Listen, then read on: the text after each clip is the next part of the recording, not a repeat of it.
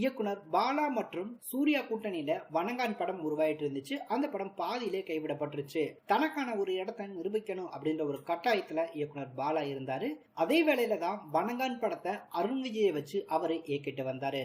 அந்த வகையில இன்னைக்கு வணங்கான் படத்துக்கான டீசர் வெளியாகும் அப்படின்ற மாதிரி படக்குழு அனௌன்ஸ்மெண்ட் பண்ணியிருந்தாங்க. அதன்படி வணங்கான் படத்துக்கான டீசரும் வெளியாகி இருக்கு. இந்த ஒரு டீசரை பார்க்கும்போது முழுக்க முழுக்க அருண் விஜய் அவரை போக்கஸ் பண்ணி தான் இந்த ஒரு டீசரை கட் பண்ணியிருக்காங்க.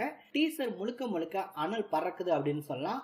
அந்த அளவுக்கு ஆக்ஷன் அப்படின்றத தெரிக்க விட்டுருக்காங்க. அது மட்டும் இல்ல, அருண் விஜய இந்த டீசர்ல பார்க்கும்போது ஏற்கனவே இயக்குனர் பாலா, சூர்யா மற்றும் விக்ரம் இவங்களுடைய கூட்டணியில பிதாமகன் அப்படின்னு சொல்லி ஒரு படம் வெளியாகி இருந்துச்சு. அதுல விக்ரம் அவருடைய கேரக்டர் எப்படி இருந்துச்சோ அதே போலதான் இந்த ஒரு வணங்கான் படத்துல அருண் விஜய் அவருடைய அந்த கேரக்டர் இருக்கு அப்படின்னு சொல்லலாம். சோ அதை ஞாபகப்படுத்துது. அருண் விஜய்க்கு முழுக்க முழுக்க இந்த டீசர் பார்த்தோம் அப்படின்னா 1 நிமிஷம் 5 செகண்ட் ஓடக்கூடிய டீசர். அப்படி இருந்தும் அருண் விஜய்க்கு எந்த வித டைலாக்குமே இல்ல.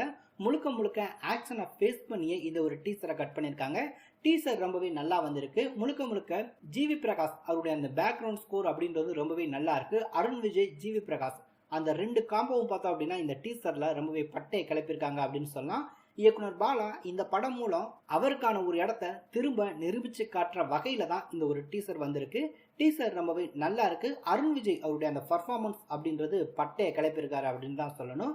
எந்தவித டைலாக்குமே இல்லாம அவருடைய அந்த பாவனை, ஆக்ஷன் அப்படின்றது ரொம்பவே நல்லா இருக்கு. இந்த படத்துல அருண் விஜய், ரோஷினி, சமுத்திரக்கனி, மிஸ்கின் உள்ளிட்ட பலர் இந்த ஒரு படத்தில் நடிச்சிருக்காங்க. ஸோ படம் பார்த்தோம் அப்படின்னா சம்மர்ல ரிலீஸ் ஆகும் அப்படின்ற மாதிரி சொல்லப்படுது.